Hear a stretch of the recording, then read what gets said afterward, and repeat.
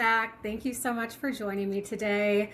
I have a very special guest, Daniel McNamara, more commonly known as DMAC in my world. So, hello, DMAC. How are you today? Hi, Sarah. I'm doing really well. Thank you. How are you? I'm so good. I'm so excited you're here. So, DMAC is currently an arborist, which is so fitting, I feel like, because you've always been very in tune with nature, very much an outdoorsman. But you're somebody that I really consider a jack of all trades. You're somebody that you're creative. You're also a builder. You love to create things.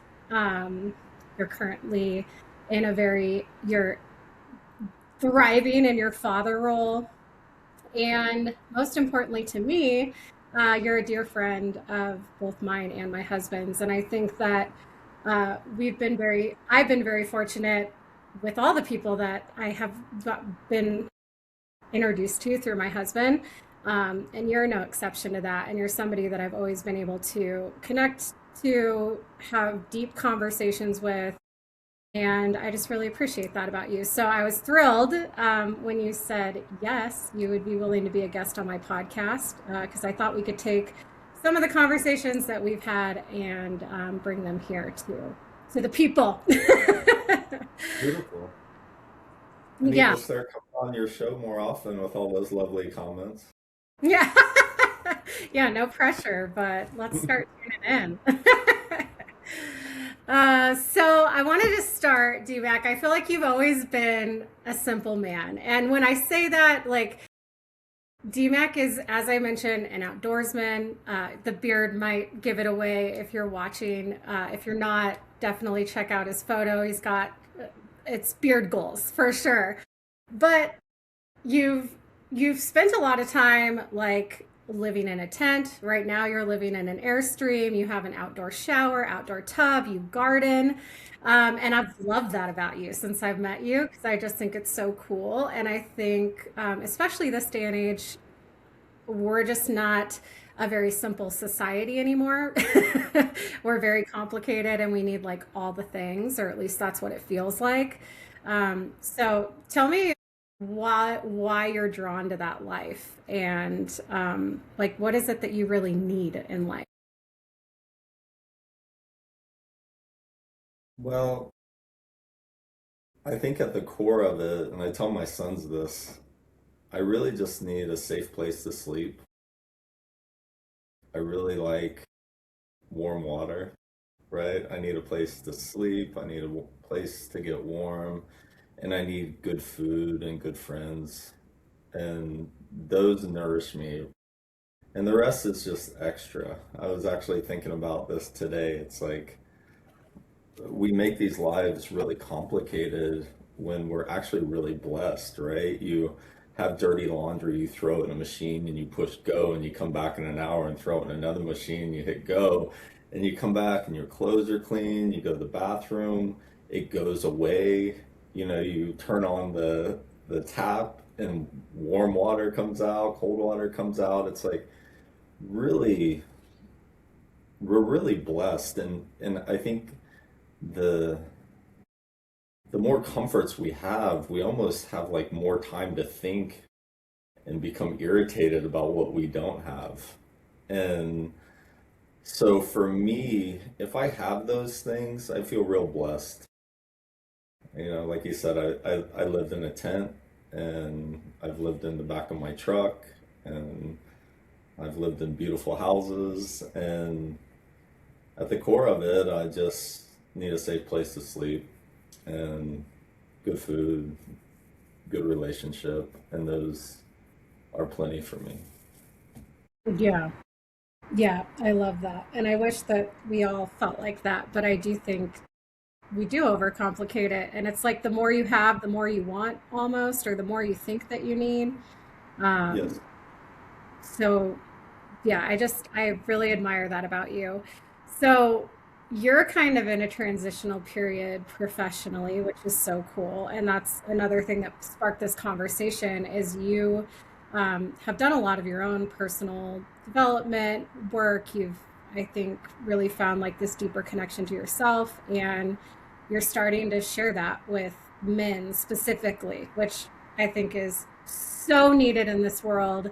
And I'm actually so pumped for, I was telling you, I do have a handful of male listeners that show up every week for these conversations. So I was excited to get a man that's grounded. I know you would describe yourself as even sensitive, which I think a lot of men are like timid to describe themselves or even connect with themselves in that way. Um, so tell me what led you to this passion of supporting other men. Hmm. Well, I think in the last, at least the last 10 to 15 years, I've had challenges that have showed up, right? I've had injuries that have laid me up on my back for 6 or 8 months, with like a ruptured Achilles tendon. And it's not like a major health issue. I knew I could get through it. It was just going to take time. And there is this small group of men who showed up for me, right? And then, I broke my other ankle, fell through a deck and broke my other ankle like a year and a half ago. And these stresses that come with this, right? How am I going to provide? How am I going to get money? I know how to heal, and so I know my timeline. What am I going to learn while I'm healing? And who's showing up, right? See, I started to create this hierarchy of men who show up in my life, right? Your husband's one of them, my good buddy Nate. There's a small group of men who will stop what they're doing and show up. And I started to think about that and how important that's been for me and the roles I've played in other men's lives, right, and their families' lives. And I started to understand that a lot of men were void of that. And if they're void of it, their sons are going to be void of it. They're not going to know how to sit in situations like that, how to help other families, how to help other communities. We're so drawn out on this macro world and what's going on that I think we forget to bring our energy back to those who show up for us on a regular basis. And those that don't, blessings to you, be well. I don't have my energy for you anymore. Mm. And so as I go through divorce now, I go through, I worked for a guy for 9 years and I stopped working for him in August last year to start building my own business. And I watched who showed up, right? I watched the men who show up in my life to support me on these transitions. Because it's not just mental, it's physical. I have a physically demanding job and I have a dangerous job and I work with other crews. And if I need assistance, man, those guys are there in a second. And, uh, and so I think as I'm raising two young boys, right, who eventually they'll be men in a blink of an eye. It starts with foundational work, and and I've spent a lot of time reflecting on what that looked like for me. Where my fathers, I have a stepfather, and my dad, where they were successful, in my opinion, and where they failed, and where they could have been better. And and they did the best they could, and I'm super grateful for them. But now what I teach my sons is my responsibility, right? It's the next generation. And so as I look at that on, I think, a more vulnerable level, right? Because as you go through these big shifts in your life, and I've heard you talk about it on your podcast, right? You're shifting jobs, you're shifting careers, you're managing a family, relationship, you're forgetting yourself, right?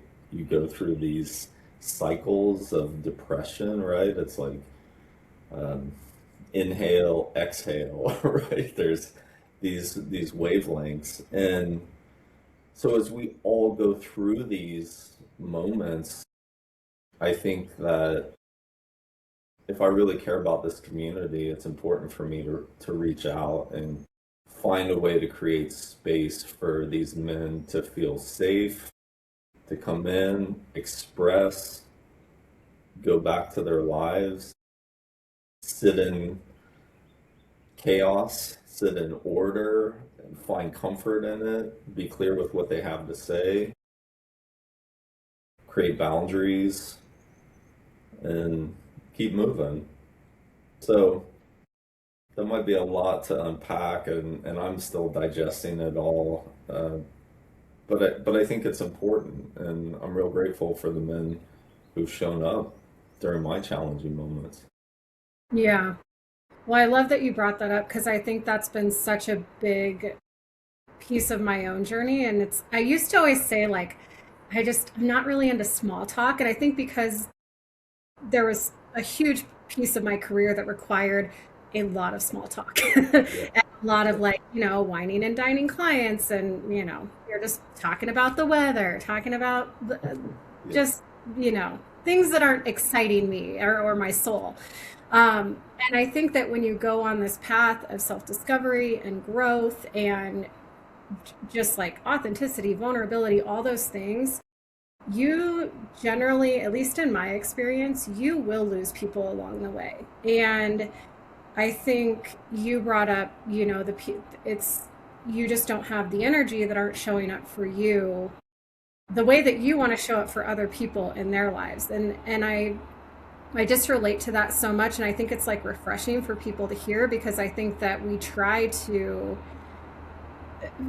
it's like common courtesy, right? You want to be respectful, you want to be kind to everybody, but not everybody deserves all of you at least. Like you can be you can be a good person and you can still decide who you want to give your energy to and who you want to let into your life on that level. And I think that's been Yeah, something you that feel. I've had to learn. Yeah. Yeah, I agree with that. But, listen, if you are feeling full and you can't give more energy, or you have no interest in giving more energy to someone else right now, if they're truly your friend, they're gonna respect that and they're gonna ask, "How can I show up for you right now?" If they Mm. have the energy to do it, instead of giving you, you know, attitude. And if they do, believe them. Like that's the one thing. Like listen to what people are saying to you and believe them, right? They're Yeah. telling you you're selfish. Maybe that's how they think about you. Review that, and then I think decide like, do I want that person in my life still? I listened to this guy a few days ago, and he said, "You're the CEO of your life. Hire and fire at will." Oh, I love that. Right? Yeah. You have to create alignment with what works for you, right? And we're just part of this cog, right? Like, you're part of your family, and you show up the best way you can. And some days it's not your ideal self. Some days it is, but it takes all of that. So I think review those things. Like, what is your hierarchy? Who is holding you back? You know, maybe it's time to. There's been a couple like sayings that I've been sticking with recently, and one is drop or be dragged. Right? You know, sometimes if you really want to make change in your life and you've been straddling this line for years, part of you has to die. You have to say, hey, it was really nice having your old chaotic self, but I got to let you go now. You got to die. I've got other places I want to move on to. And then sometimes there's going to be people who are attached, right? If you can visualize like umbilical cords, right? You've got energy connected to all these people, text, blah, blah, blah, Facebook, whatever you're into. Sometimes you just got to let that go.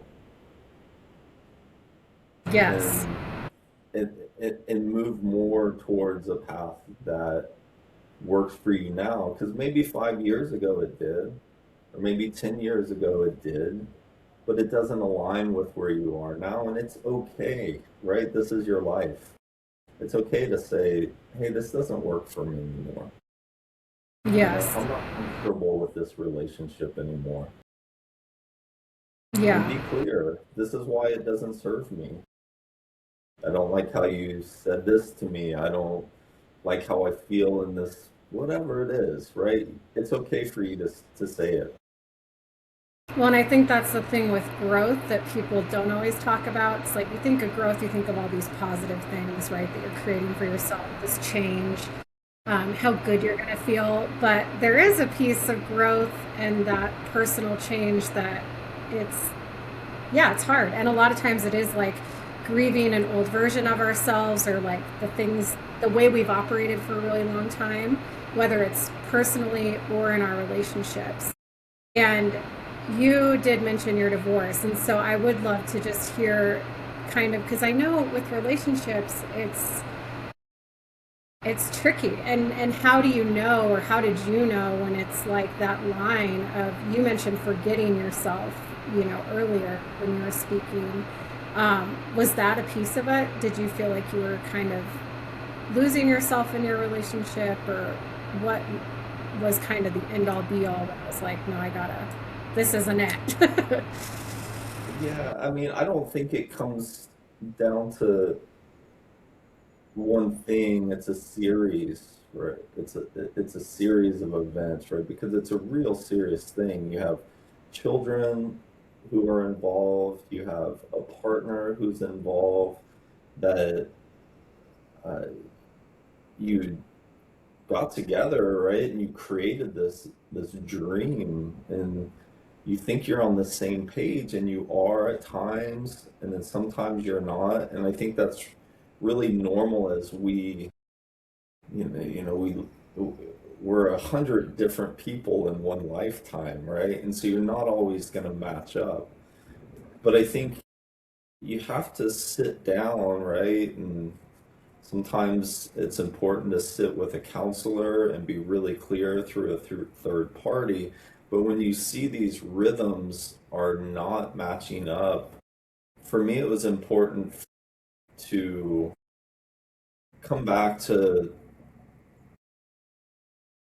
what I was okay with, and also to listen to the other person. And for me, it was important to make a really difficult decision.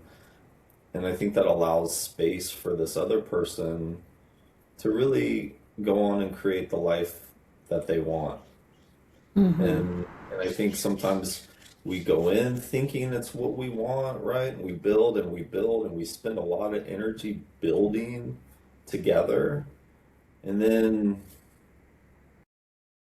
there comes a point where it's like, hey, you want something different, and that's okay. And and I think like you said, I spent a lot of time in nature, so I look to nature for answers. And we have a mushroom that grows out here in California called the death cap. Some people mistaken it for another mushroom and they consume it and it kills them like pretty quickly. And it's a painful death.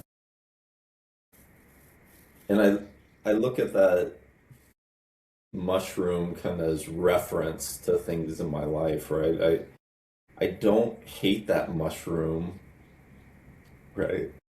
I don't it just is, right? And I know my boundaries with it. And so I think you get to that point in relationship where you're like, I don't hate this person, but I don't I don't align with it, and I need them to move forward and look for what's really important to them, and I need to do it for myself as well. And and be as clear as possible with your decision, right? Sit with it and think about, all the ramifications the best you can. And I think for me, it was important to move forward without hating someone. That's not gonna that's not gonna benefit her. It's not gonna benefit my children. It's not gonna benefit me.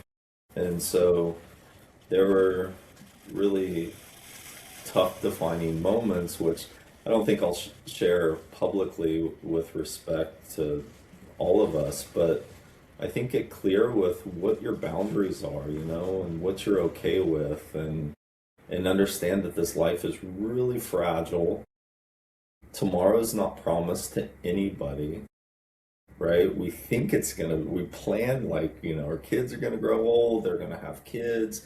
You plan all this, right? But it's really not true, you know? That, and so I think if we really look at the fragility and how special this life is, then we can come to conclusions a little bit clearer. Mm. Yeah, I feel like that is one thing, and you get to hear all the the beautiful details of my relationship. I know, Yeah, for sure. but I feel like I've been. I'm one of your husband's confidants, I believe. Yes, absolutely. But I feel like I'm very fortunate in that, yeah, I have a husband that has supported all my growth. Because when you change individually, like, who's to say that like, I can sit here and tell you, I am not the person that my husband married. You know what I mean? And Right. um, Right. I'm very Well, not fortunate. all of you. Not all of you, but some of you still is, Sarah. Yeah, well, yeah, yeah, Right? for Yeah. sure. Yeah, some of that's always going to be there. But I just think I feel fortunate that I have a partner that is willing to meet me where I am and not only just accept my own growth but grow with me. And I know that's not the case for everybody. I feel like with my husband though, he does have boundaries, and I think that a lot of my personal growth was sparked by the way I was showing up in my marriage, and um yeah, I think sometimes we expect people to love all of us. But the thing, and this is something that my husband has said to me, like, our love is not necessarily unconditional. Like, there are definitely conditions within a marriage. So I feel blessed in that way, but I know that that's not the case for everybody. And sometimes you are um, reaching a point of growth or change, and maybe that individual is not meant to go with you on that part of your journey, and that's okay. Yeah, it's okay. I mean, I think that we still have to hold them in a special place and hold boundaries around moving forward and future and what works well for you. And then I think creating those, I was talking to someone a few days ago. If you really don't understand what your boundaries are and you're confused by them, how the hell do you expect anybody else to find alignment with them? So you got to sit with yourself and say, okay, these are my boundaries, these are why. And moving forward, you have to be really clear and let people know this is where I stand. Yeah, you've said that multiple times, the clearness, like you have to be really clear. um, Yes. Tell me why that's so important, and do you think that that's like a big struggle in relationships, is that people don't necessarily know what they want, what they need, and that's part of the issue? Well, I can't speak to them all, but generally speaking, I think that's part of the case, right? If you're having a bad day, why does it have to be everybody's problem in the house, right? Or if I'm having a bad day, why do I have to ruin everybody's space in the house? And so I think that if we can set boundaries and say, look, man, we were having a great time, And then you came in like, just unloading, right? Because it's your safe space. I think creating systems around that can be really helpful, Mhm. right? Like, hey, Sarah, maybe stop and have a glass of wine, you know, Go for a walk. My and husband always says, "Do you need to go for a walk? Do we need to take you?" yeah, or whatever it is. And so I think, as things will constantly show up in all of our lives, always. There's a musician that Johnny introduced me to many years ago, the Grouch, and he's a hip hop artist, right? And as I hear his music, I hear it differently now. And he's got this song called Yard Work that really calls to me right now. And there's a line in there. He said, life's a constant renovation." And it's true, right? It's constant. And if you're feeling overwhelmed and disrupted and you're coming in super intense, like you're going to teach that to your kids, right? Maybe your partner is going to help out, but it, it it becomes everyone's big issue. And really, I think if you kick back and you look at it and you're like, nobody's sick, nobody's dying, we have money, we're in a safe place, we have good food to eat, or everything's okay. Like it can get really bad really quick. I listened to your podcast about your car broke down on the side of the road. Like we've all driven on the 70, man. People are doing 100 miles an hour, and things could have changed really quickly. Hmm. We're zipping around in cars and motorcycles, and we're crossing the street, and people are texting. Things can get serious really quick, and I don't think that people need to walk around like in fear, but know that this life is precious, Yeah, right?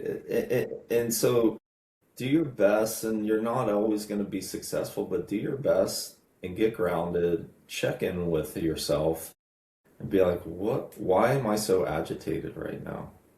Or my sister and I have been talking about it lately, and we've just been referring to it as data collection.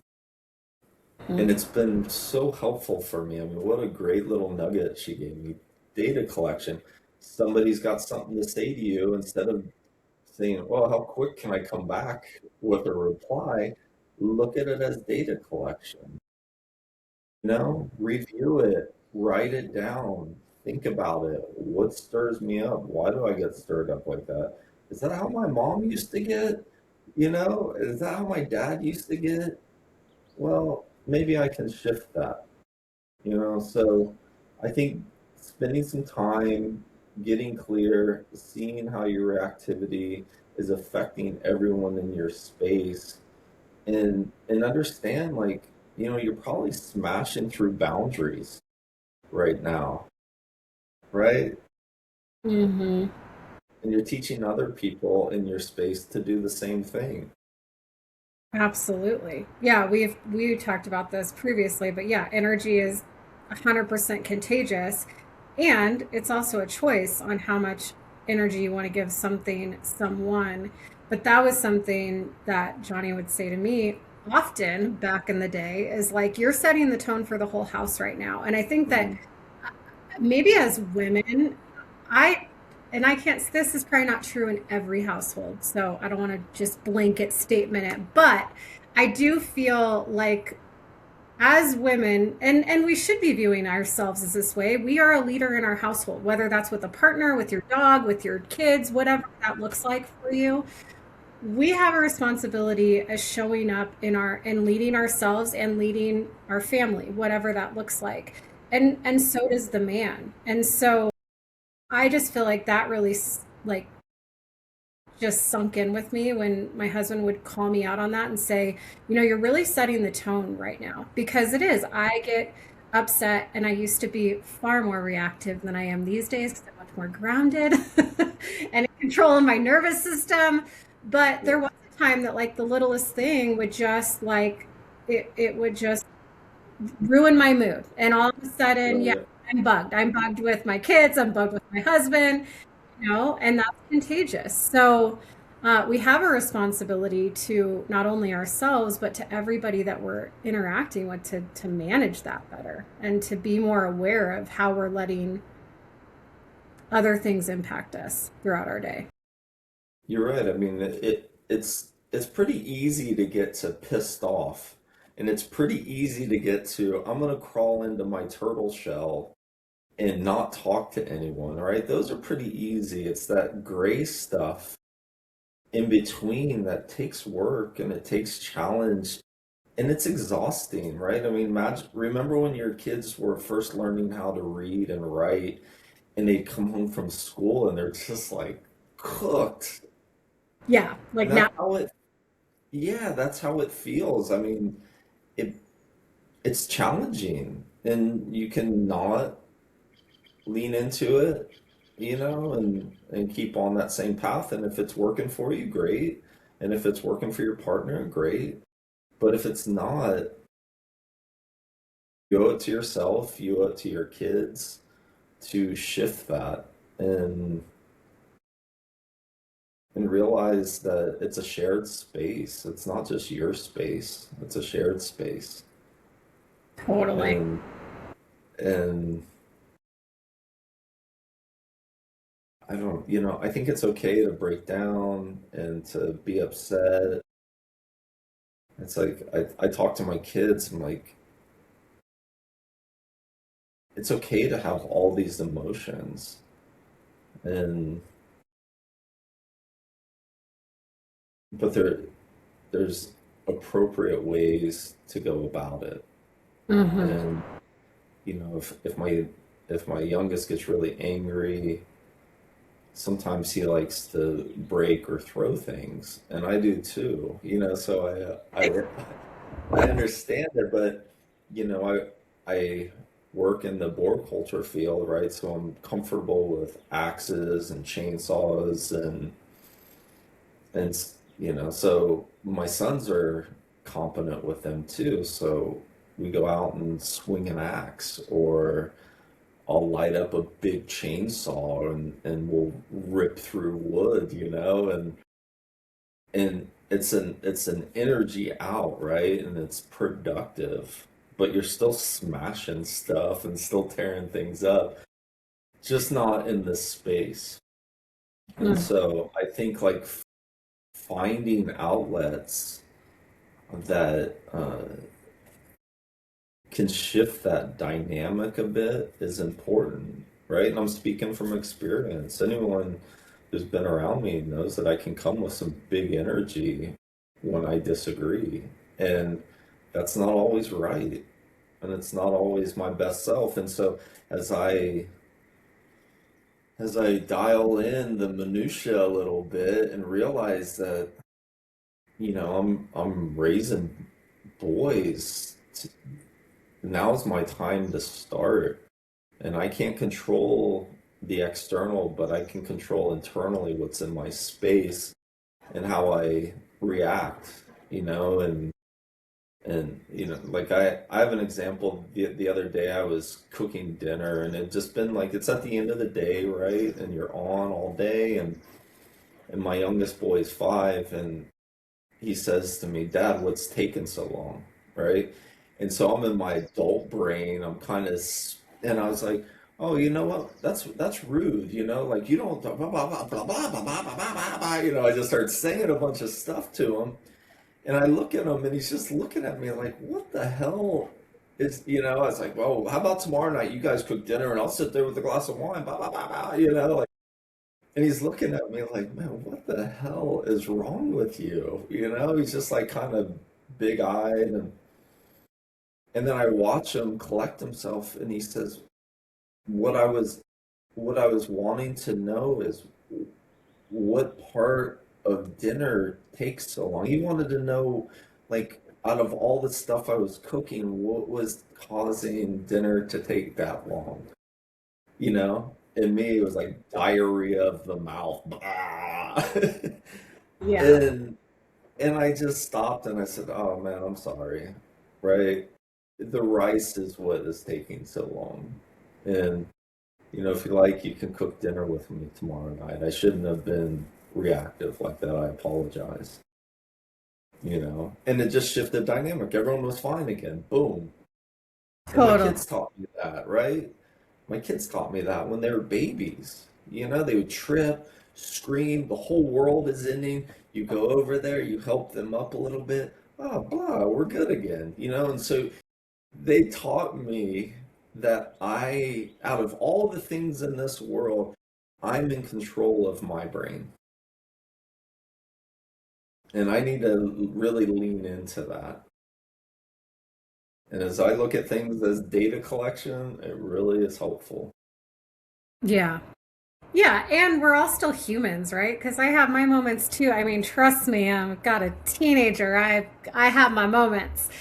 Sure. And it's like, but then how are you showing up after you didn't maybe react the way that you wanted to? It's Mm. like, but you're owning it, you're holding yourself accountable, and you're teaching them that, like you're allowed to be irritated, you're allowed to be frustrated, you're allowed to be sad, you're allowed to be mad, you're allowed to be all those things. But Yes. if you're not showing up correctly, what are you doing about it? And how are you even like moving through those emotions? And I love that you gave the example of like the healthy outlets, like, yeah, you're allowed to be angry, but maybe just don't scream at everybody in your radius here. Like, let's go chop some wood. Like, let's get outside and get it out. Yeah, I mean, there's appropriate behavior. It's not bad or good. It's just appropriate or inappropriate, right? I'll tell my kids, I said, it, if sometimes when they get really angry, they might spit on each other, and I tell them, I say, what happens if I go out into public and I spit on somebody that I disagree with, and they're like, "No, what?" And I said, "I'm probably not coming home for a couple of nights." Right? I said, but if I go out into the forest with your Uncle Nate down in Big Sur, you know what we look like out in the forest? And he's like, no, I was like wild animals, you know? And so there's times to act that way. And I get it. I get the human part of it, right? We're all gonna not line up all the time, but I I think I mean, we talked about it on the phone. There's like me problems, right? That's my problem. I mean, you got your problems, and that sounds like a you problem. Maybe go for a walk or have a glass of wine or whatever works for you. We're all so different, Mm. but find that space to come down maybe before you come home and shift energy. Or I don't know. I don't have the exact answer and I'm not always good with it, but I'm working towards it, right? Hmm. Well, I think, yeah, and I just think it's the awareness of like, this isn't, yeah, I'm not going to show up how I want right now. So, what am I going to do differently? Or how am I going to shift my own energy so that I can be better for the people that I love and care about? So, Yeah, tell check in before you respond, right? Like if I mean think about what your daughter's going through right now. All these changes are just, I've got three sisters, so I've watched it firsthand. It's like, bless you. what the hell is going on? So they are, it's like it's like the caterpillar before it becomes this beautiful butterfly. They're in that like Metamorphosis. age of who knows what, right? And I remember my oldest sister told me when her daughter came in to the kitchen and she's like, "Are you okay?" My sister asked, and she's like, "I don't know." And she's like, "I knew what was going on." And then it was just like this explosion for the next couple of years, right? It's real hard And so I think as the adult, right, you are the parent. You need to check in with yourself before you're reactive to somebody who has no idea what's really going on. Yeah, Because what are you going to do? You're going to meet them in their chaos with your chaos. Guess what you get? More chaos. exactly. Yes, and they're literally looking to you to like, well, how do you manage your emotions? How do you move through Yes. irritation? You know? And yeah, and I reflect on this often because I think with my older daughter, I know that I was more reactive when she was young than I was with my second daughter, just because I had done a lot of like personal work by that point, and I can see the impact of that. And so I have to remind myself. My husband loves to remind me. Yeah. Where do you think you got that from? Where do you think, like there'll be phrases she'll say, and I'm like, ooh, that one hit home. Yeah. So I know I've said that, or I've know I Oh, sure. Yeah, they will mirror for you these spaces where you're like, oh God, that was me. And that doesn't look very good, hmm right? And so I'll talk to my oldest son and I'll say, hey, I think I taught you that. I don't know that that is was good teaching. Maybe we can work on shifting that. hmm And I'm in a different space. When you're with a partner, right, you gotta work together. And so as I'm in my own space, I don't really need to check in with anyone but me.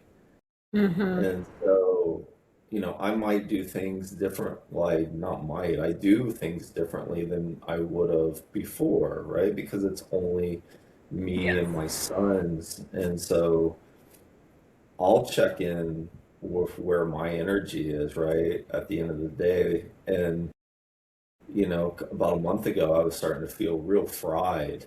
And it was still like, Dad, Dad, Dad, Dad, Dad. And I'm like, and I was like, hey, boys, why don't you go ahead and just get your jammies on and get your toothbrushes ready? And I said it like 7 times.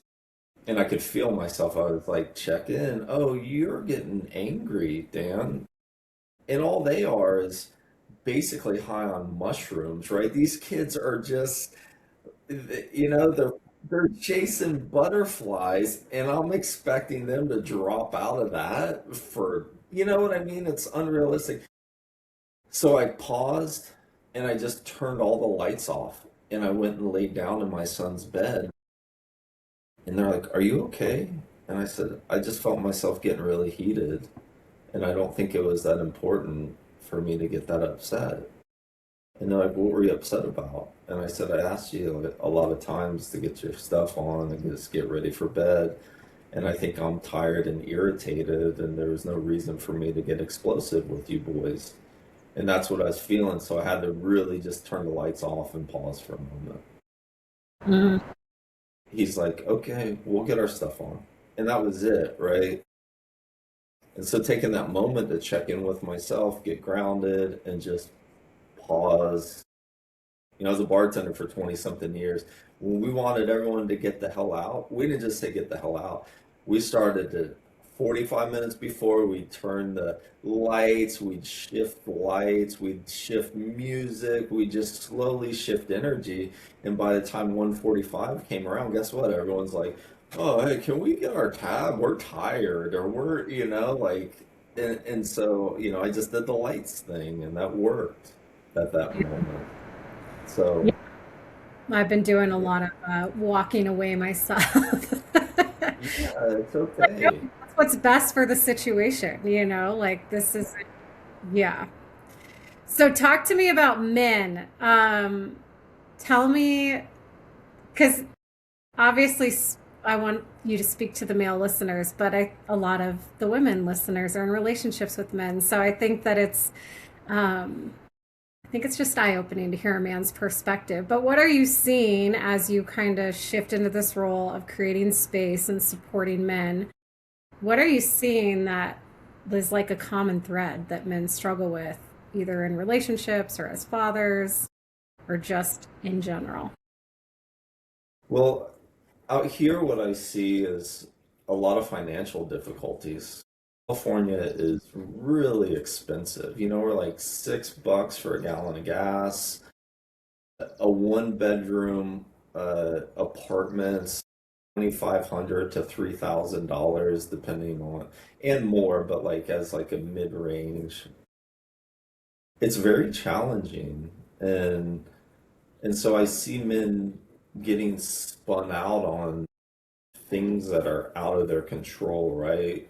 Kind of out of their control. I mean, that's how I used to look at it, and I started to shift perspective. And about 2 years ago, I started waking up saying, asking for abundance. I want abundance, and I want to figure things out.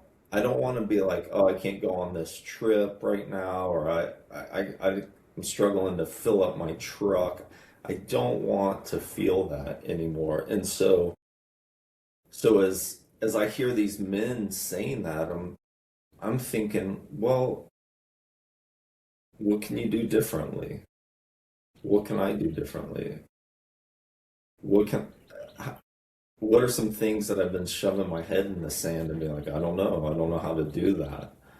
And and so as I lean in to learn these other things, I want to make myself available to teach other men, right? So if I figure out a way to find financial success, I'm surely teaching other men because I think people keep it a secret.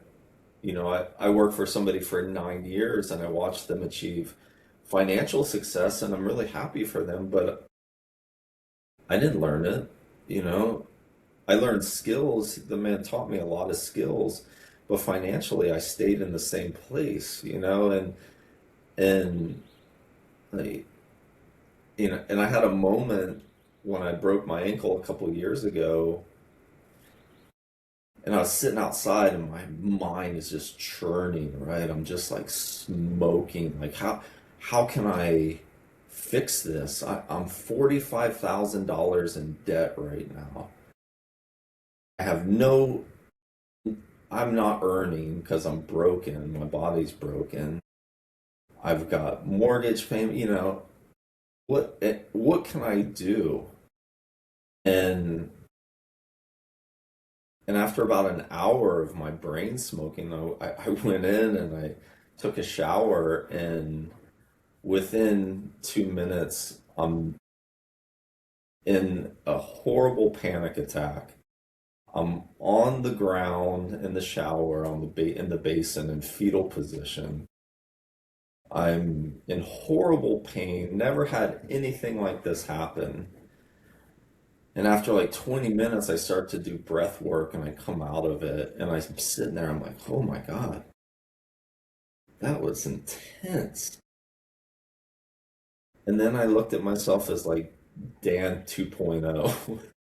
And I realized I was underusing my brain because if my brain can throw me to the ground like that with ease, I'm not utilizing it properly.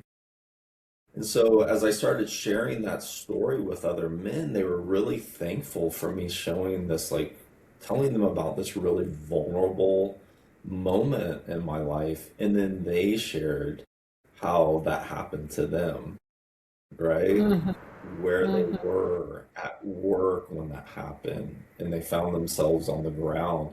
I was really fortunate, because the stories I heard from men, they were driving their families, they were at work, and I just was fortunate to be in a safe space, right?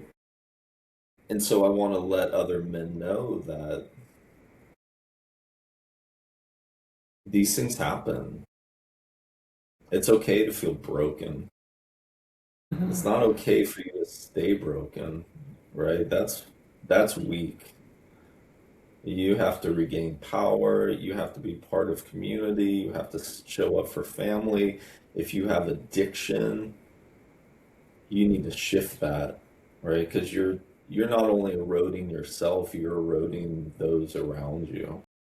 And so I would like to figure out, and I'm not sure how it's going to look, but I'd like to figure out a way where men can just get together once a month and just sit around fire, bring back earth elements, right? And just talk. And then and then start to introduce their sons into that space. And it doesn't need to be a therapy session, it just needs to be a safe space where men can meet, where boys can see good men meet and hug and shake hands and have deep conversations if they come out, and support in the community. Sometimes I think about, the jobs that I do, and the men, mostly men that I'm around, right, who are builders out here and arborists, and we really run our bodies hard. And I have a practice that keeps me healthy and strong and flexible, but not everyone does. Not every construction worker wants to go to a yoga class, right? It might be too gentle, and so sometimes I think about, like, maybe I can figure out a way once or twice a week where, we gather and I teach movements that are healthy for the body, but also power building. And we've got, Slayer and Metallica playing in the background instead of like some gentle Indian music, and we start to build power as a community and share thoughts and words. And you know I was I was drawn to this idea of like sharing this. Like, I shared some thoughts with you, like father codes and daily check-ins that I wrote, and that's all up for debate and critique and conversation and to be picked apart, and we start to create something bigger out of it. And I took that teaching from a group of men in Hawaii who all had like these really special skills in martial arts and fighting, and it was, I believe, 5 disciplines. And instead of showing up to kick each other's asses, they showed up to create a whole new martial art. And so as I think about that, I think that we can come together and we can create safe and powerful places uh, where we can express, and that way it doesn't come out as explosions at the home or explosions at our kids. And just like AA, right? They have sponsors who can call and say, "Hey, listen, I'm really struggling at this time," and I feel like there's got to be a way where we can build that in my community. Hmm. Well, what I'm hearing too, and I think this is actually similar for women, so I am kind of not surprised, but I guess pleasantly surprised to hear you say a lot of what you said, because I think it comes down to vulnerability. And I think that's, you talked about finances, and I think especially for men, right? There's like this, it's just this primal, they want to be the provider. And so if financially you're struggling, that can make you feel weaker as an individual or as a man, as a provider. But just Yeah. having a place where you can have like open conversation. I talked about surface level earlier. Like I do see that a lot for men. Like I think women are naturally or just maybe more willing to be a little more vulnerable or open. Um, but with men, a lot of times, it's like, oh yeah, we're gonna get together, we're gonna have a beer, we're gonna go sit at the bar, we're gonna watch sports. Like, are you really like getting into these deep conversations? Are you talking about feelings? Are you talking about how you process your emotions? Like, probably not. Mhm. And so I think Yeah. what you're talking about creating, and I think it's brilliant, and just like men's retreat for anybody that's interested. But I know that's something that you're really considering getting into, is like just creating the space for men to come and be. And like, yeah, you can do all the manly stuff. You can start the fire and you can chop the wood or whatever. But you're also creating a space where men can talk about what's hard, what feels challenging, in their relationships or in their fatherhood or whatever. And I think just so needed. And I know that's what I was sharing with you with women's retreats. I mean, it is so needed. And it's like every time I host a retreat at the end, everybody's like, oh, that was so amazing. That was exactly what I needed. Like, oh, thank you so much. And truly, I'm like, my mind is like blown in those moments because I'm like, all I did is like create this safe space for us all to come together and not have like expectations for one another or not need to like perform, and just be like real. And I think that men or women, that's what a lot of us are missing, is that ability to be like authentic and vulnerable. Yeah, I think so. And as I see it expanding, I'm sure there's going to be different men who have different skill sets, right? I mean, I see plenty of like multi-millionaires and even billionaires, as I work on these properties. And and you know what? They're really good guys. They just figured out how to make money, you know? Yeah. Their wives get sick or, even pass away, right? They have issues too. And somebody built their house, and so I feel like there's a great template of networking these people together. Maybe there's this really talented builder who doesn't know how to market himself, and he doesn't know and I'm guilty of this.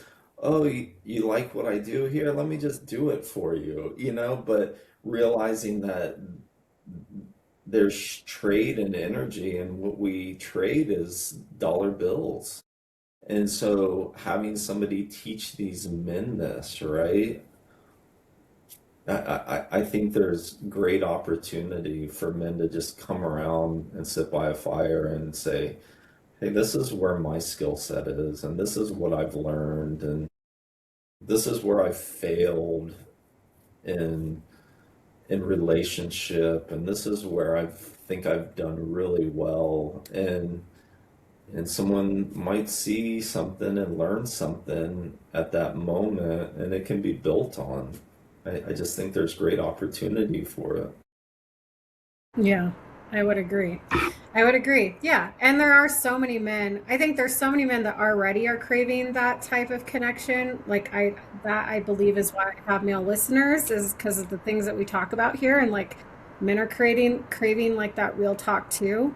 Um, but I also think there's so many men that don't even know that they're craving it or needing it, because they've Yeah. never those opportunities or been presented them. So Yes. I tell mean, what's Go that? ahead. Go ahead. I was just going to say there's this couple that I've befriended in the last year, and they've got a couple of kids that are my kids' age. As I sit with them, and I would just, you've been around me enough. I'm a blabber, I'm a storyteller.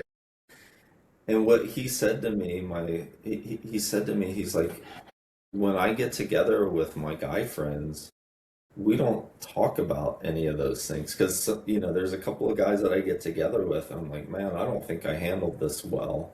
What are your suggestions? Or, I mentioned this guy, Nate, we'll go down to Big Sur once every couple of years and we will get down on a couple of topics, right, that we're stuck with.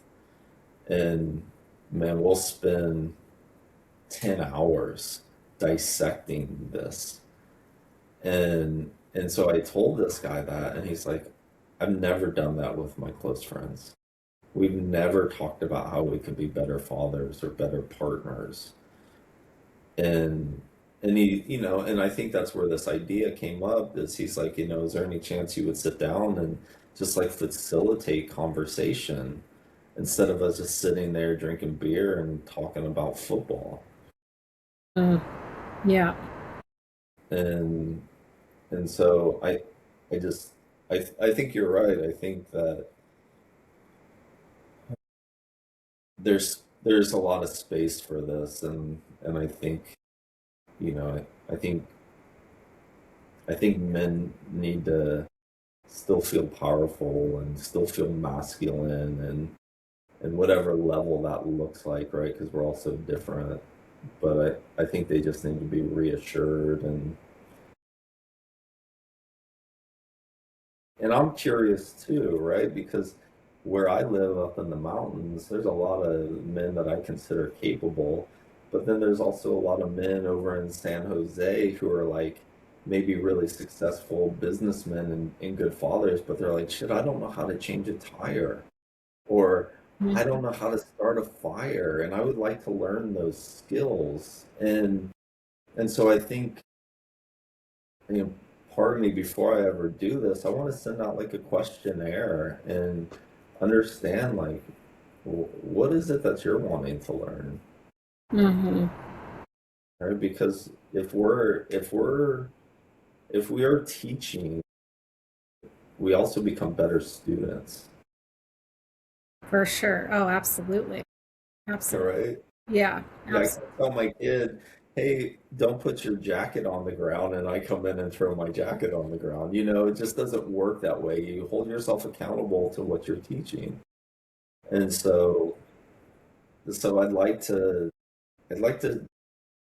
figure that out and see how I can support. I think it's really important.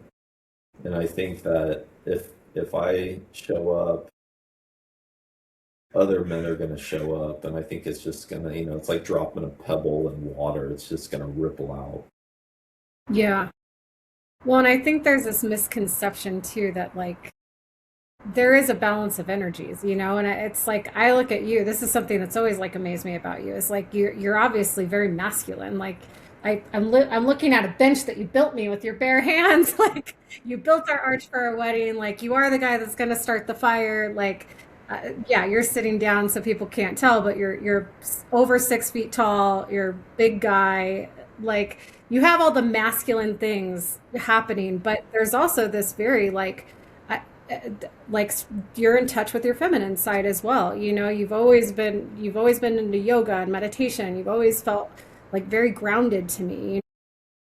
You have your like routine with your beard and like the way that you care for yourself and just like little things like that. But I do think there's this misconception that masculinity looks one way when I think, you know, you've talked about power a lot.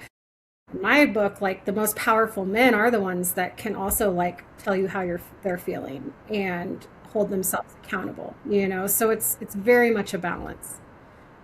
Well, you know, I grew up with five women. I have three sisters and my mom and my grandmother, and I tell you what, there's no escaping finding sensitivity as a man, and that as a boy growing up in that space, you know, and reactivity and all these things that come with it. And my dad was a real sensitive guy, and um, and my stepfather too, but my stepfather was really grounded, and so I had this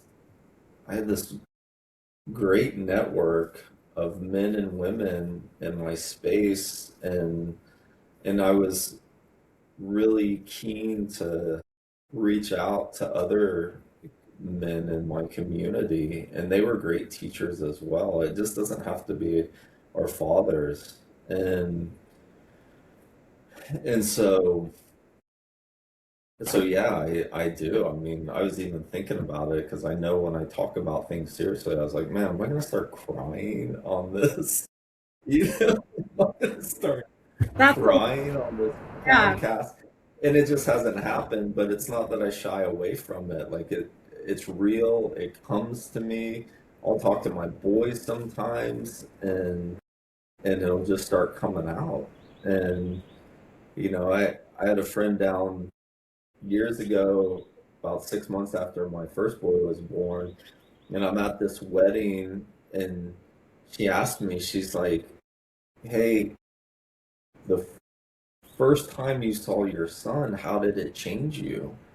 And I'm sitting there in front of a big group of people eating dinner, and I hadn't had anyone ask me that, and it just came out, and I was just like man crying, and And she said, I'm looking across at her boyfriend, this guy I knew, and he's like, what the hell, And she's like, oh, feel that. That's real, right? And it was like somebody gave me permission to just let this all out. And so, yeah, so I think it's okay. I think it's okay to feel this sensitivity, uh, but also find some control in it, right? Like be grounded in that gentle energy, but also, you know, it's real important for me to have power as well, right? Because, if I'm out with you and Johnny somewhere and someone's acting inappropriate to you, like they're gonna know about me, right? Mhm. They're gonna, it's just, it's my makeup. They're gonna know about me. And not that I'm like, not that I'm like the biggest or baddest man in the world, but I think that there's ways to act, and I'm gonna let somebody know that I'm not okay with that, Mhm. And so I like those elements of a man, like someone who can be really gentle and loving and kind, and also I want that man on my side that's gonna be uh, intense Yeah, the protector. because they've got, I tell you what, that's a big spectrum, and there's a lot in between as well. And so yeah, I like being sensitive. I think that it reminds me the beauty of this life, right? I can notice a smell in the forest and identify that plant, or sometimes I keep these glasses that are heavy duty magnifying, right? Like 4 times, because I get splinters out a lot from working in my field, but also I can get down to the nuance of a flower or an insect, or sometimes I'll put them on my son and I'll say, hey, I'm going to show you something amazing and beautiful that you see every day, but I want you to see the details in it. And I'll have them get right up to my eye and look at my eye. And I think when we don't drop into the sensitivity, we forget how beautiful we are, right? And how much we have to offer, and how lovely this life is, and how precious it is. So it's important for me to walk on that side Yeah, I love that. I love and that. teach it too. Well, yeah. So tell me about, because you did mention at the beginning of our conversation, you talked about just the foundation. And um, so tell me, what is the foundation that you're trying to lay for your boys raising men? Like, what are the things that are most important to you? I know that's like a loaded question. I mean, it's full. I want them to be really well rounded, right? I want them to be kind. I want them to be sweet, but I also want them to be able to kick ass when it's time to kick ass. I don't think that being passive all the time is the right answer. And I think that's a message that's being told to these young men that I don't agree with, right? If if a boy is pushing a little girl around, I want my son to show up and say, hey, that's not okay, right? If somebody's picking on my kid, I ask them, I said, what's the best way to win a fight? And they'll answer to not get in one, right? To walk away. And so I want to teach them to be really kind and sweet, but also explosive when they need to be explosive. Mm. That foundation, I want them to eat healthy. I want them to learn to sit in discomfort, right? Because they do get sick, and that's part of this life. And I want them to understand the rhythms, right? I listened to a man named Alan Watts, and he's like, before we ever taught our kids the alphabet, we should have taught them that life is a wavelength, right? There's crests and there's valleys, right? there's contraction and expansion all the time. And so I teach my sons that, right?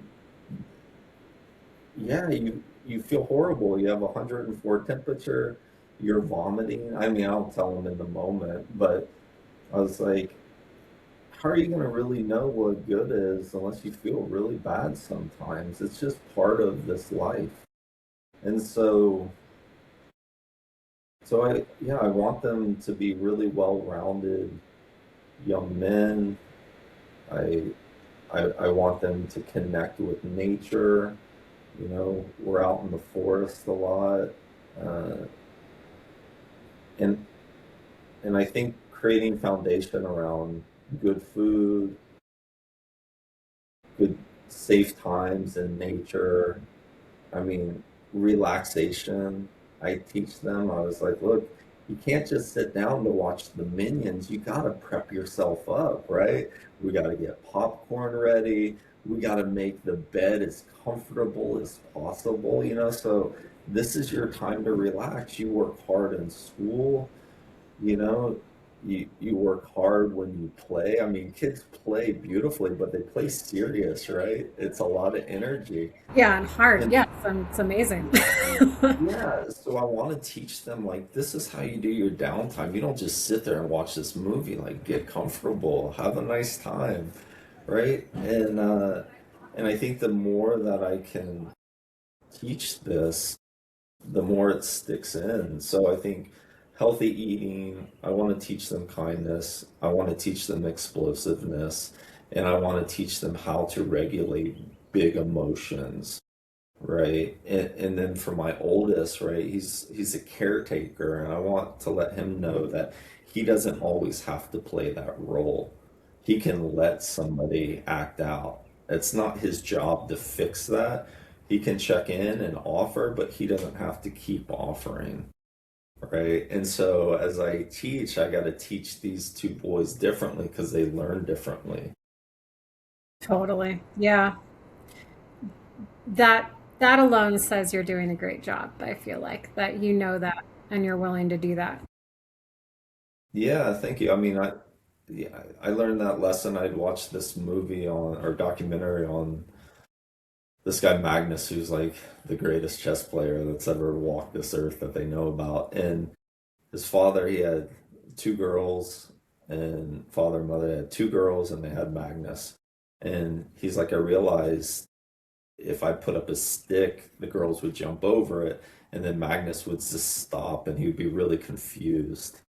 And he's like, and I sat there with my wife one night, and we're like, oh man, there's something wrong with our kid, you know?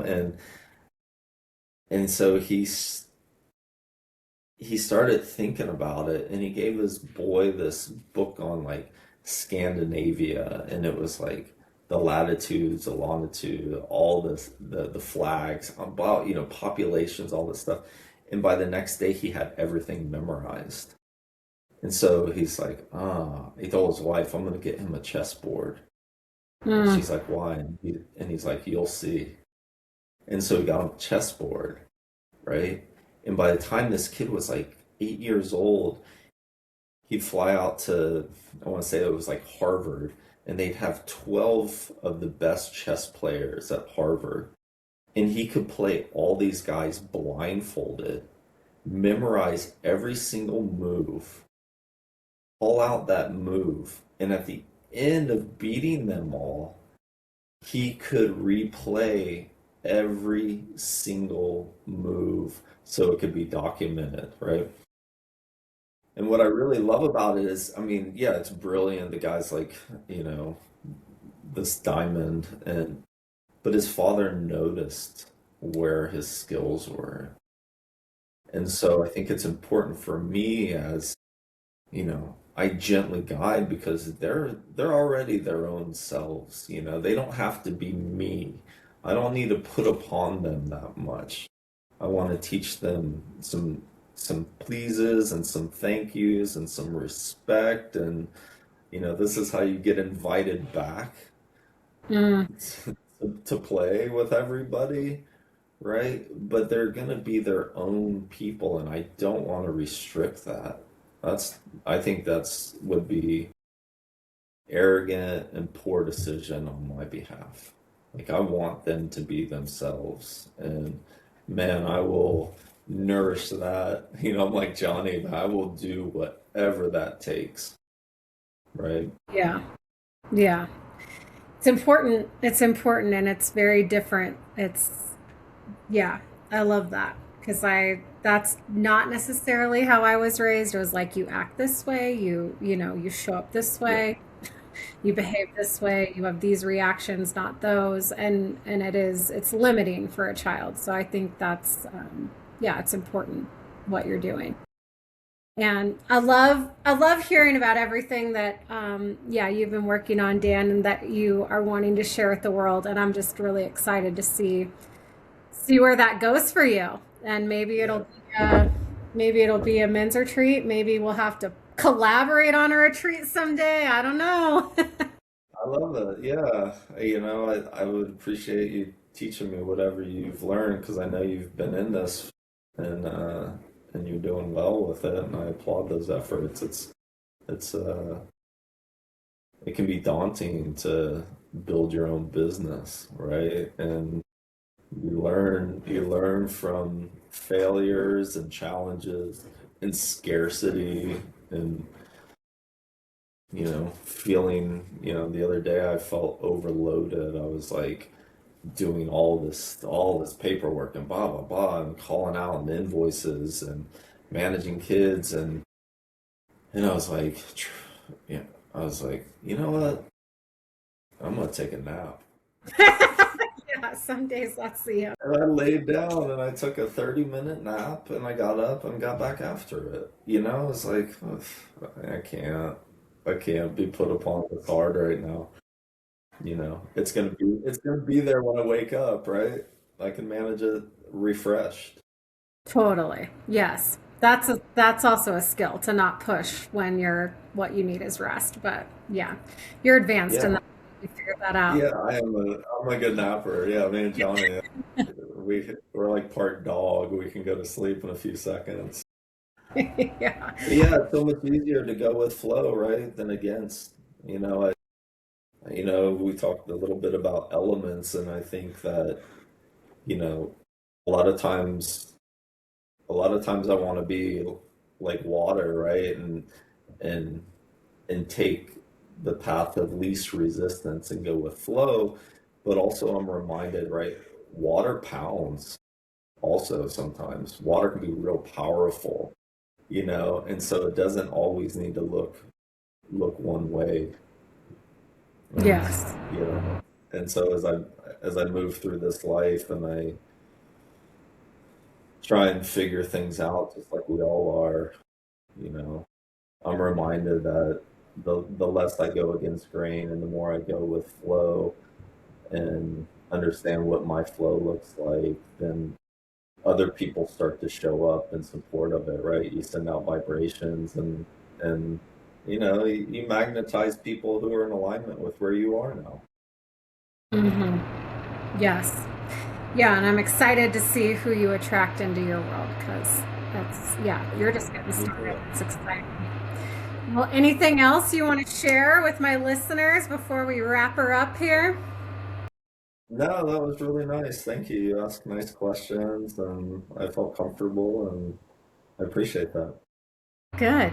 Thanks for taking the time and um, yeah, I appreciate you and everything you shared. So we'll talk soon. For everybody that tuned in, thanks for listening, and we'll see you next time.